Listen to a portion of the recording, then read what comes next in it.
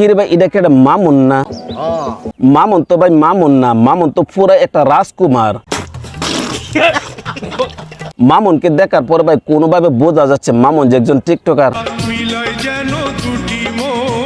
মামুনকে ভাই দেখার পরে কোনোভাবে বোঝা যাচ্ছে না সে যে একজন টিকটকার। তাকে দেখার পরে ভাই প্রত্যেকটা মানুষের মনে মনে ভাববে সে মনে একজন রাজকুমার। তাতে আমার বাল ছেঁড়া গেল। আর রাজকুমারকে দেখার পর আমি মনে মনে একটা জিনিস চিন্তা করতে লাগলাম যে কি এরকম কে রাজকুমার এই জায়গার মধ্যে আসছে। আর এই জায়গার মধ্যে আসার পরে তাকে কত সুন্দর করে ফুলের মালা দিয়ে বরণ করে নিয়েছি। আর তাকে তো দেখার পরে আমি প্রথম অবস্থায় ভাবছিলাম সে মনে সম্ভবত কোন একটা এমপি মন্ত্রীর প্রার্থী হয়ে গেছে।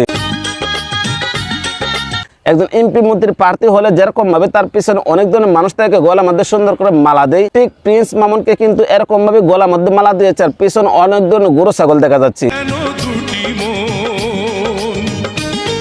এই গরু ছাগলকে দেখার পর আমি ভাবছিলাম মনে হয় সম্ভবত মামুনে কোনো একজন এমপি মন্ত্রী প্রার্থী হয়েছে, আর নাইলে যে কোনো একটা কাজ করতেছে। কিন্তু পরক্ষণে গিয়ে সে দেখতে পারলাম যে এই জিনিসটা,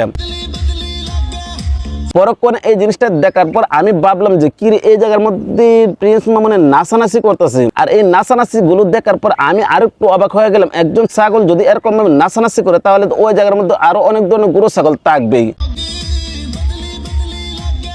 কারণ গরু ছাগল যদি ওই জায়গার মধ্যে না থাকে তাহলে কিন্তু নাচিন ডান্স যা কিছু আছে সবকিছু ভালো লাগবে না। এই কারণে কিন্তু প্রিন্স মামুনকে দেখার পরে প্রথম অবস্থায় ভাবছিলাম মনে মনে প্রিন্স মামুন মনে সম্ভবত কোনো একজন প্রার্থী হয়ে গেছে। কিন্তু পরক্ষণে আমি গেছে যে জিনিসটা বুঝতে পারলাম যে না, ওই জায়গার মধ্যে এরকম ভাবে টাকা দিয়ে ছেলে মামুনকে বরণ করে নিচ্ছে। হ্যাঁ, প্রিন্স মামুন যখন ওই জায়গার মধ্যে এরকম ভাবে ডান্স করছিল তখন ওই জায়গার মধ্যে আরো কিছু কিছু গরু ছাগল কি করছে তাকে ভিডিও করতেছে। আর তার পাশে কিন্তু দুইটা অসাধারণ মাইয়া দেখা যায় না। বুড়া হইলে ভাই কি হবে, মনের মধ্যে যদি শখ থাকে তাহলে পিচ্ছি বয়সের ছেলেকে নেশা যা ইচ্ছা তাই করা যায়। এইটা কোনো কথা? পিচ্ছি একটা ছেলে যখন এরকম ভাবে নাচানাচি করতেছে আর এই জায়গার মধ্যে বুড়া বয়সের এক বিডা সে কি করতেছে তাদেরকে টাকা দিচ্ছে।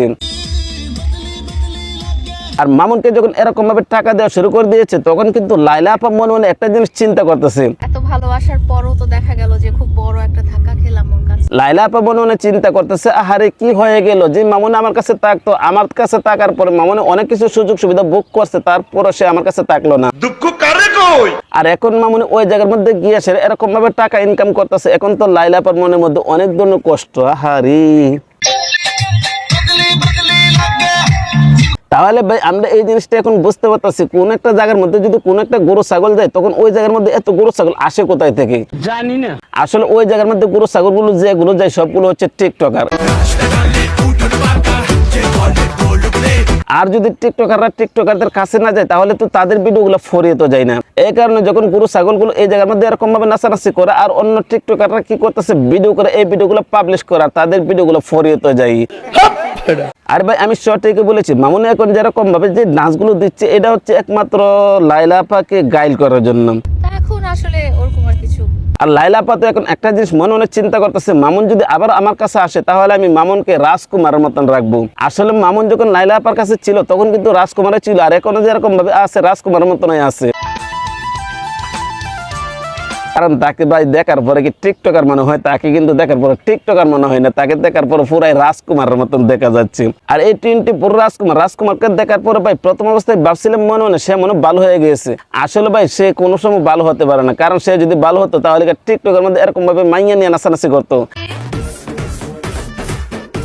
আসলে ভাই যে জিনিসটা যারা কইরা অভ্যাস আছে তারা কিন্তু এই জিনিসটা কোনোভাবে কোনো সময় ছাড়তে পারে না। আর একটা মানুষ যখন কখনো কোনো কিছু ছাড়তে পারে না তখন কিন্তু মামুনে মনে একটা জিনিস চিন্তা করে আমি দৈনিক 100 লাইলার জন্ম দিতে পারি। আর এরকম লাইলা আমি দিনে 101টা জন্ম দিতে পারি। ভাই তোমার আর এখন আগের দিন নাই, তোমার যদি আগের দিন থাকতো তাহলে কিন্তু তুমি অবশ্যই কি করতে পারতা, দৈনিক 100 লাইলার জন্ম দিতে পারতা। তুমি যে লাইলা আপার কাছে ছিল তখন কিন্তু বেশ মোটামুটি তোমাকে নিয়ে এসে অনেক মানুষ অনেক ধরনের আলোচনা করছে, তোমাকে অনেকে ডাকছে বুড়া বিডি জামাই।